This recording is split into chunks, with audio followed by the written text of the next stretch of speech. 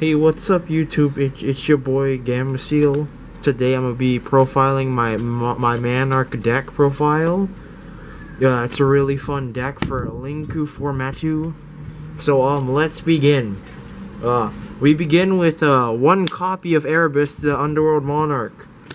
Yeah, I just like playing one because he's edgy, so you only need one. And then you play Aether. It searches out Erebus, so you only need. I'm freaking joking. You play 3. Are you stupid?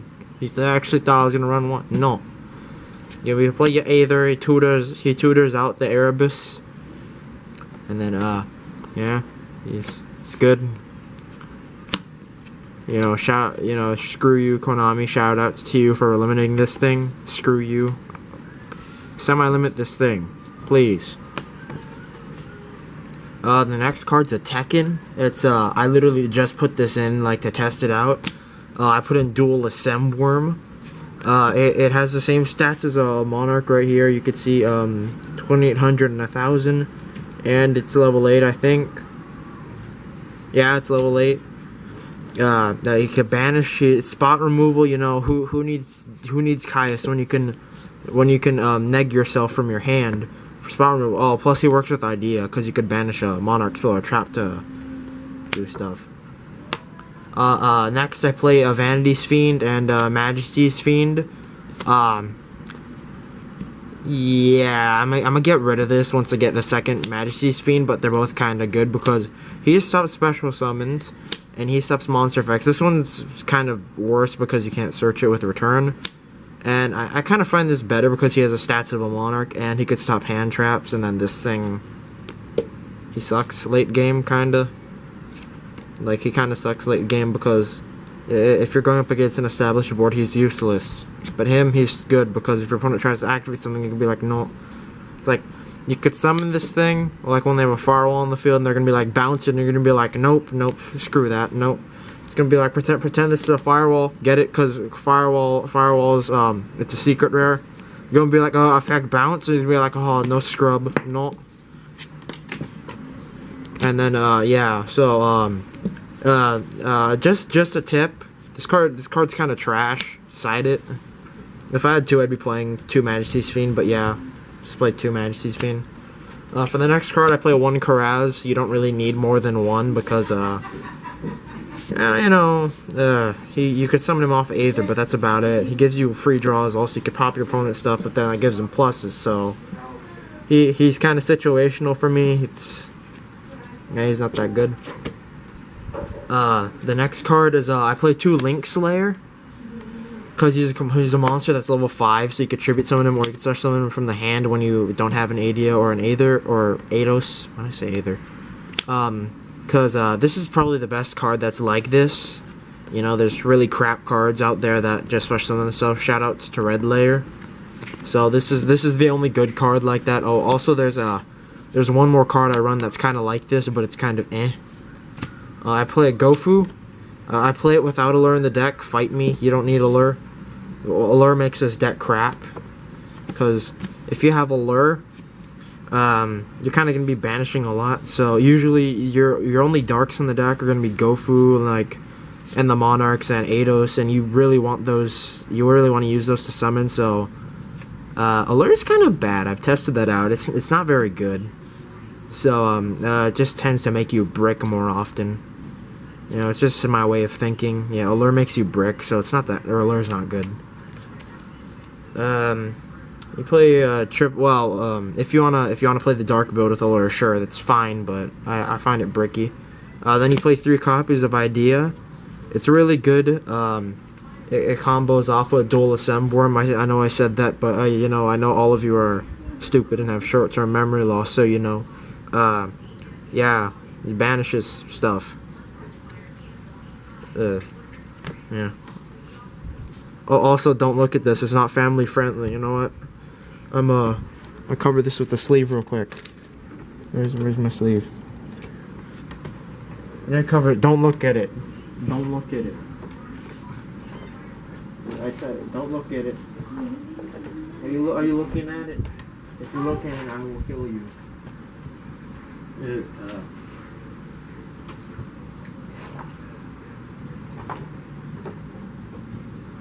Where is it? Wait, where is it? Oh, it's in the torture dungeon. Okay, okay. Where the heck is it? I need a sleeve. Oh, but there's a sleeve.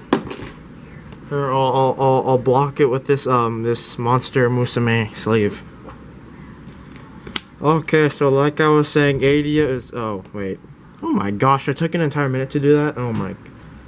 Well, it's your fault for clicking on this video. You know, you play through Adia because it's probably in your best interest to play this. You know, just an idea. Get it? Comedy. You play through Adia because it could tutor out all your vassals.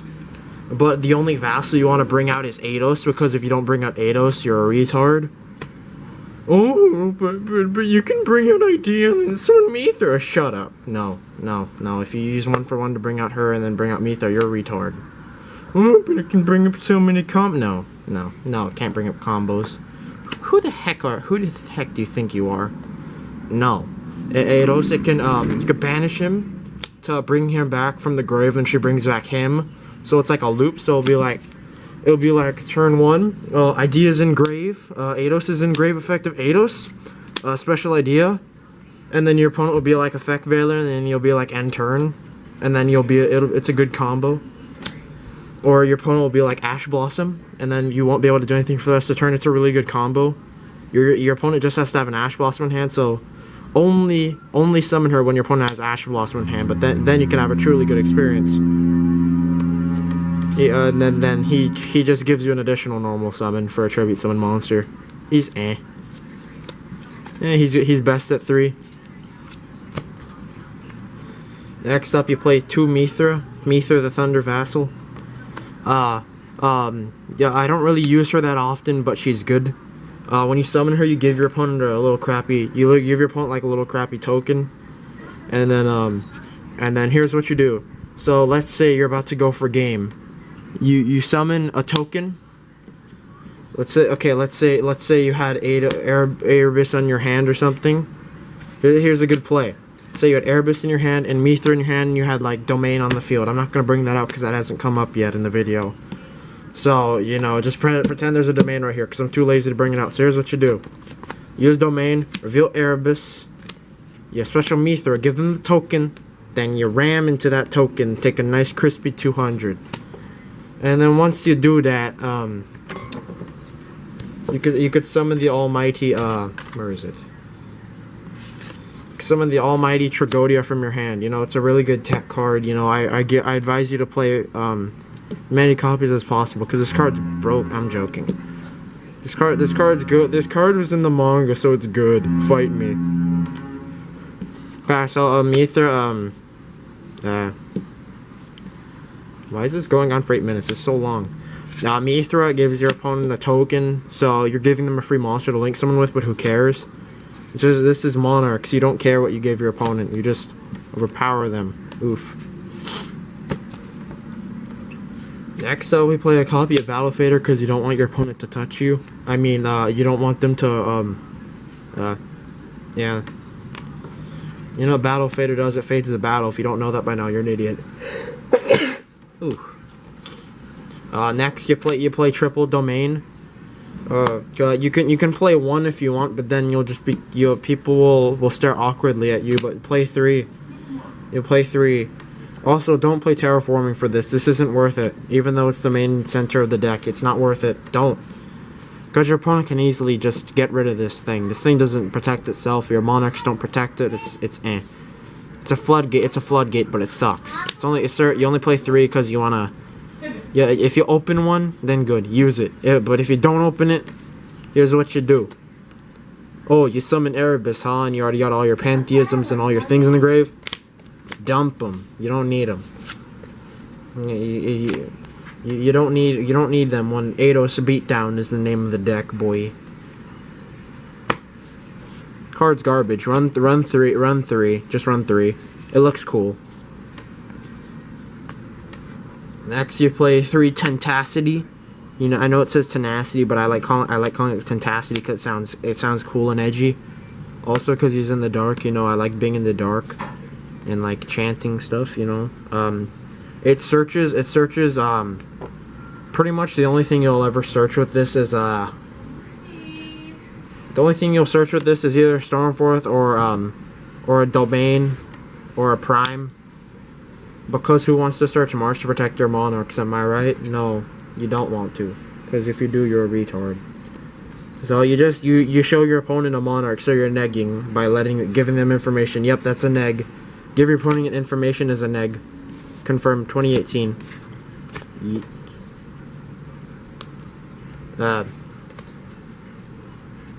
What's next? Next you play 2 return. Because you need to return to your dungeon once in a while. Also, it searches your monarchs.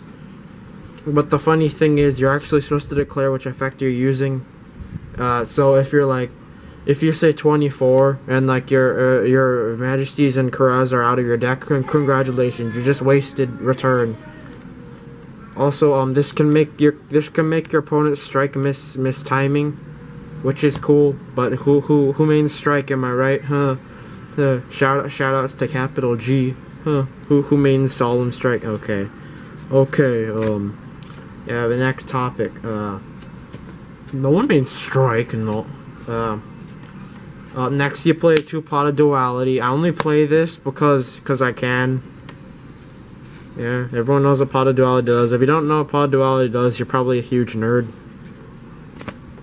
Next you play Pantheism because it's Pot of Greed, basically, because whatever you discard, you don't care what you discard.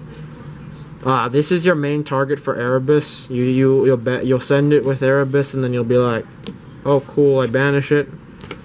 And then this will be your play. You'll banish it, and then you'll be like, okay, pick one. Tenacity, and your opponent will be like, oh no, I don't pick one. I don't know which one to pick, and then they'll be like, yeah, you don't know which one to pick because they're all definitely different. And then they'll be like, I'll pick the one in the middle because it has a little scratch on it, and you'll be like, oh okay. Then you'll shuffle the 2 back. But it's all mind games because what your opponent doesn't know is that you don't have a monarch in your hand, so you're just like, haha, I tricked you. Now you think I have a monarch and you just wasted that mind crush for nothing. Get wrecked, pleb. Next you play March. Yeah, it's March. And then you play Stormforth. Shout out to Konami for keeping this at 1. This card's actually kind of busted. You just tribute something, you don't even target it, you don't even choose.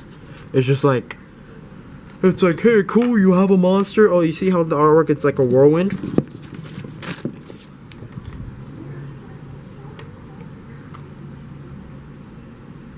Yeah, you just whirl that thing. Kind of like me when I'm in the bathroom. I mean, yeah, it's just whirlwind. It's cool. Next they play 1 for 1 and Reinforcement of the Army. If you open with this, you win. Even if your opponent Ash Blossoms, you still win because I said you win.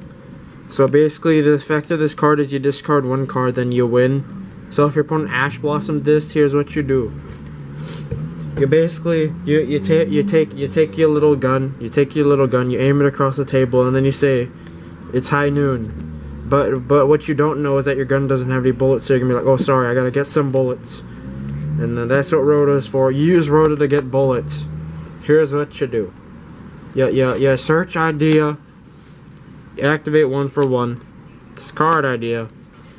And then you bring out idea. And then here's what you do after that. Wait, no, wait, I'm being stupid. You don't bring out idea. Who brings out idea? Here's what you do. You discard your valuable idea, and then you switch summon Battle Fader from your deck. Cause you know, who wants to thin your deck out? It can make you deck out. Cause you draw a lot. So if you bring out this instead of idea, you won't thin your deck by a card. So now you contribute. Yeah. Okay, next to play Dark Hole because Raigeki is for rarity. That W word, my mom said I can't swear. Play Dark Hole because I can't afford a Raigeki. Yeet, shout outs to the rarity players. You play Foolish because you'd be a fool not to play it, huh? You see that pun there because I used the word burial? Huh. There's also a guy killing himself. Very subtle, Konami. Very subtle. And then you play 3 copies of the Prime Monarch. Boom. It recycles stuff. Also, this is the thing you usually send with Erebus or Aether.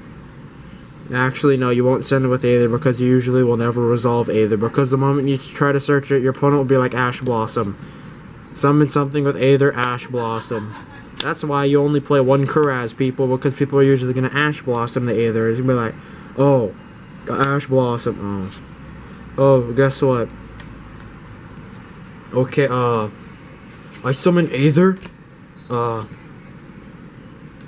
send Pantheism and Prime for cost. Effect. I'm gonna bring out Kuraz from the deck. Ash Blossom, shout outs to all the meta players out there for maining Ash Blossom. You are the bane of my existence. Freaking heck. Okay, and for the side deck, you play wait, where's my side deck? Okay, for the side deck, you play, this definitely isn't, what's the word? This isn't, improvised. You play 1 copy of Trigodia, because he could special summon. You play 1 copy of Jester Conflict, because you could special summon. You play Client, because he's a 2000 beater. You play Card Trooper, because it gives you a draw. You play Soul Charge. I don't know why it just came. It's at 1, so I just figured it was good. You also play Crane, because it could revive your Mithra. You're a good combo extender. Would you like to eat now? No, I don't want to eat yet. Mom, I'm recording something. You play Powerful Rebirth because it reborns the monster. Basically, monster reborn on crack because the monster gains 1 level. And then you play another copy of Card Troop because it's a free draw. And then you play 1 copy of Debris Dragon because it revives your idea. And then the idea go from graveyard brings out Eidos. You play another copy of Powerful Rebirth because it's good. You play another copy of Debris Dragon to revive Eidos. So if you have 2 Debris Dragon, you need to like mark one. So the one that's marked will bring out Adia, and the one that's not marked will bring out Eidos. So basically, Destiny will tell you which one to bring out. And then you play another Trigodia. I don't know, it just looks cool, so I just decided to play it. You play another Duelist Emblem because it has Monarch stats. Also, it's good. It's good. You neg a card from your hand. You play Glow Up Bulb because it could special itself after you tribute it. Then you play Boot Staggered. So here's a good combo. So basically, if you're siding going second, you can OTK your opponent. Basically, you summon Client and then you summon Boot Staggered. And then you attack your opponent with both of them, and then Boot Staggered will activate, and it brings a token, and then you can just attack your opponent with the token. And just bring out a token. Boom. Okay, this is the main Monarch, so let's go to the extra deck. For the extra deck, you play a Trishula, a Crystal Wing, a Stardust, a Michael, Black Rose, Utopia the Lightning, Utopia, Castel, it's gold. You also play Minerva, Tsukiyomi, Dweller, Dakota Talker, Trigate Wizard because I can't afford a Proxy Dragon or I don't have time to get one, Bino Sorceress because Proxy Dragon, and then you play Seraphonite because it's Seraphonite Monarchs or whatever that deck's called. Yeah. Well, thanks for watching, YouTube. Y'all have been pranked. This isn't merely my Monarch deck profile. So shoutouts to the idiots who thought this was really a Monarch profile. Here, what the? Good grief. I'm gonna rearrange this because I have OCD.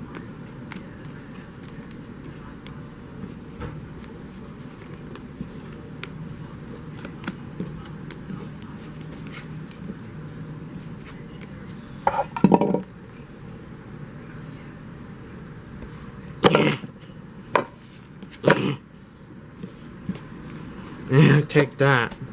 and that. Oh wait, I'm still recording. Well.